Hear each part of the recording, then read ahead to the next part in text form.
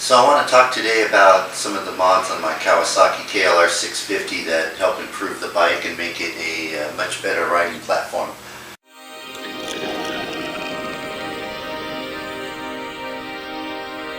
The Kawasaki KLR 650, a Swiss Army knife of motorcycles, known around the world for its durability, resiliency, and affordable price.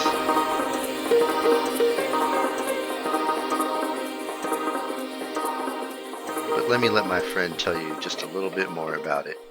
The current bike ridden by the U.S. Marine Corps is the 42 horsepower Kawasaki KLR 650. Used by the Marines since 1999, it's similar to the civilian model with a few added modifications. We'll start from the front to the back. First we have the Happy Trails fork stiffener. One of the major complaints of this bike in the beginning was that the forks were a little bit mushy in the turns and off-road riding, so the fork stiffener really helps that out. Coming up here, I have a little mount for my ram mount for the camera work. I'm not very happy with this location right now. I'm going to try to move it around to a few different places. PIA fog lights. I'm not really pleased with the amount of light they throw, but they are fog lights and it's a pretty dispersed beam. They came with the bike, and if I had my choice, probably would have had a spotlight instead of a fog light, but they're bright yellow and they really get everyone's attention in traffic, so that's primarily the reason I use them in heavy traffic, to let people know you're there. When I'm running with the fog lights on, people actually get out of my way because they're wondering, what the hell is this motorcycle with the yellow lights behind them. I don't know if they think you're a cop or not, or they just see you and get out of the way, but they do tend to change lanes and move out of your way. So not a bad thing to have. The crash bars on the front end, pretty good. Haven't had any problems with them. Smashed them up a few times. No worries there. One of the nice things about the crash bar is the ability to mount the highway pegs. And the highway pegs are really nice on a long trip. They let you kick your legs into a different position. Really, really comfortable when you're just cruising down the highway. Very, very nice to have as an option. I also have this engine guard on the front end here that protects the top part of the engine from rocks and anything thrown up from the front tire. The skid plate, aftermarket skid plate, very tough metal. Definitely good investment if you intend to go off-road. The original skid plates were pretty weak, and that's what I've seen on most dual sport motorcycles, is either a plastic or a very light skid plate. One of my buddies on the KLR forums, Cabrito, and I did a ride a little while back, and I noticed he had the clutch cable doubled up, and I'd seen this before, and in the back of my mind I was thinking, that's a good idea, I should do that. Well, it wasn't until a couple trips ago that I actually broke a clutch cable and borrowed the one from Cabrito that I actually went ahead and ordered them and did it. So next to the working clutch cable, I have an extra clutch cable that's just hanging there and is zip tied up next to it, so ready for quick changeover. I also did the same thing with the throttle cable. As I was thinking about the situation, I said, well, what are the show stoppers?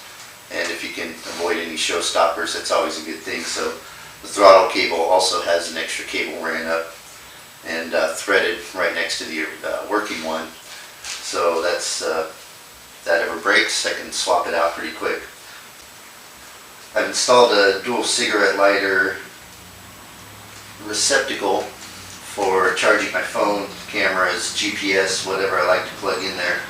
There's already some existing wiring on the original KLRs. That was for a European light mod, so they were already hanging in there. I guess not a mod, it was stock, but they're already hanging in there, and it was real easy just to tap into that. So anytime I got to hook up my compressor, phone, anything else, I could charge it up right there. These I got from an auto parts store for about $3, just one, with a double receptacle, and it's got a nice waterproof coating on it. It's made for the back of a truck bed or something.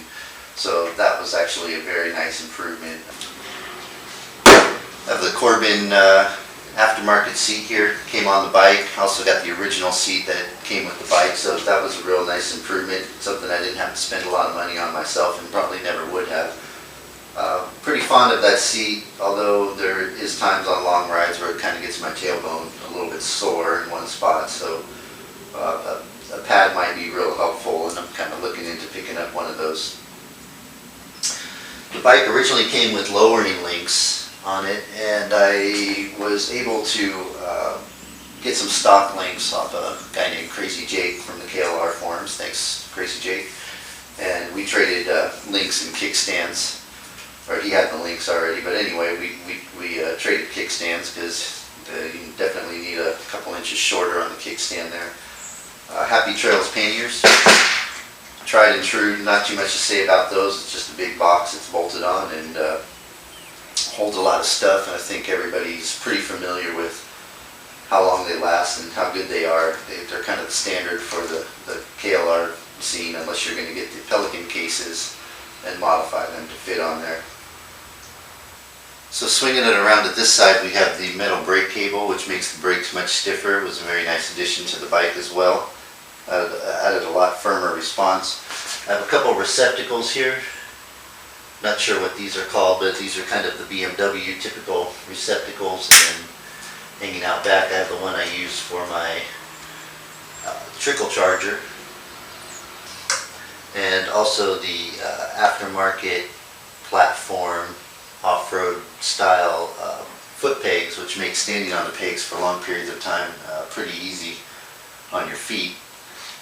Also the, I believe these were MSR hand guards. After a couple rides we saw guys break a lot of clutch levers, and while I like to carry spare parts, I don't want to carry a whole bike worth of spare parts, so I thought this was a nice alternative to that. And as you can see by how it's scratched up, it's actually saved the levers and the bars a few times. So that's been a good investment, definitely worth it if you're considering going off-road. But I've seen guys just drop their bike over in the parking lot and snap off the lever, so not a bad idea anyway. Been really nice to have. So on the business end of things, we, like I said, I got the hand guards going on here. Keep your hands warm, protect the levers, protect your hands if the bike falls. Definitely a good investment. We have the extra cable I was telling you about for the clutch, so you can wrap that right in there if you need it. Very quick changeover. This is my mount for the drift camera that I'm doing the filming with, which kind of pushed away my PIA light switch, but that typically kind of goes right here. Also, if you notice in my hand, I've had the remote for the drift camera that I wrap around the bar right there, so I can just click it on and off with my thumb as I'm riding along and not have to film a lot of senseless video. Up front here, stuff between the fairing and the fairing support. I got a little kit, keep my registration and everything in there, but it's a tire patch kit. So a nice little place to stick a little pouch if you got one. This auto, it's basically a clock voltmeter temperature gauge, but came from a motorcycle shop and was billed as a motorcycle part. And after installing it, it works pretty good, but I've read many reviews, and as I noticed when I looked at the packaging, it's actually more for a car than it is for a motorcycle, and it's not really waterproof or anything. So I read a lot of reviews about those failing on people and what a piece of junk it was. But it was sold in a motorcycle shop. It was packaged as a motorcycle product. A little disappointing, a little bit misleading, and $30 for that. So if it ever fails, I'll definitely change it out with a more motorcycle-oriented voltmeter, but for the time being, it works pretty good for me. I took some pieces I had laying around and actually made a little mini dashboard that moves freely within the windscreen there and doesn't rub up against anything. So that was a couple of brackets I had just laying around from some other project, and a piece of plastic, and secured that onto the instrument cluster. Obviously I got the extended windscreen. I also have the shorter windscreen, which I'll show you here. I like to use them both in the summer. A lot of times I'll ride with the shorter windscreen so I can get air across on my body. In the winter, like the big windscreen, especially for going on long trips and traveling. One of the things about the big windscreen I don't like is actually where the buffet comes off of the top, kind of hits me right eyeball level in the helmet. So at speed you get a lot of buffeting, and sometimes on the videos you'll hear that rumble, where if you just were to raise or lower it slightly, it might be a little better. So that might be something in the future that I do, is figure out how to raise it up or lower it down by drilling out some of these screw holes to see what I can do. This is my carabiner. It comes on all my bikes. Right now I'm primarily using it when I'm running the mounting my phone or the camera or something to keep the cables in order and make them guide right from the chargers and other things. So that's pretty much what I run through there, but it's just a mini carabiner zip tied to it. The original reason I typically use this is for holding and securing my keys. When you're off-roading, it's nice if something were to happen and your keys were to fly out. They actually wouldn't fly out and get lost, and you'd spend hours in the sand looking for a set of keys. So that's one of the reasons I have it on there. One of the things I use it for. This is actually a aviation Garmin yoke clip for attaching to the aviation controls, so you can have your Garmin handheld mounted GPS right up there. But I've converted it to work on here pretty well. It's a little bit bulky. I've attached it down here. It's a little bit cleaner. Right now I have it sticking up out here. But I put a piece of Velcro on it, and anything I possibly want I can stick on there. I've had GPS. I've had my phone. A lot of different things going on up there, but you can mount your GPS right here like that. A little bit of Velcro on the back side of it. I've actually had GPS and phone sitting up here, which is pretty nice. You can listen to your music or make phone calls. I guess if you had a tank bag you could stick your phone in there, but for me it's kind of nice. A lot of times I use the phone as a GPS as well. And coming across to the right side, you'll actually see kind of strapped up here with the zip tie. I haven't clipped off yet, but this is my extra throttle cable.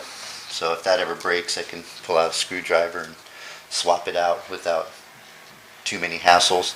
So the internal part you can't see is the K&N air filter. And the K&N air filter, while being great on the road, really lets the bike breathe well and is pretty easy to clean up and reinstall, is not very good for off-roading. It gets very, very dirty, and a lot of the guys I've talked to on the forums and read things back and forth, they tend to agree. So I would stick with the stock filter or a aftermarket uni filter if you intend to take the bike off-road a lot. I've also installed the thermal bob. The thermal bob is a very well engineered external thermostat for the water cooling system that actually allows the bike to run at a more consistent temperature, warms up a little bit quicker, seems to not get as hot, generally speaking, or at least there's not a great fluctuation in cooling with the bike, so it doesn't get all the way up and hot and then all of a sudden cool down and get up and hot. So it tends to maintain a more constant temperature with the bike. So that's all the mods on my KLR, and I'll be doing some more videos to review other things, products, equipment that I like, and definitely how I use things. So keep in tune. Looking forward to your feedback and comments on the YouTube channel, and hope you enjoy riding as much as I do.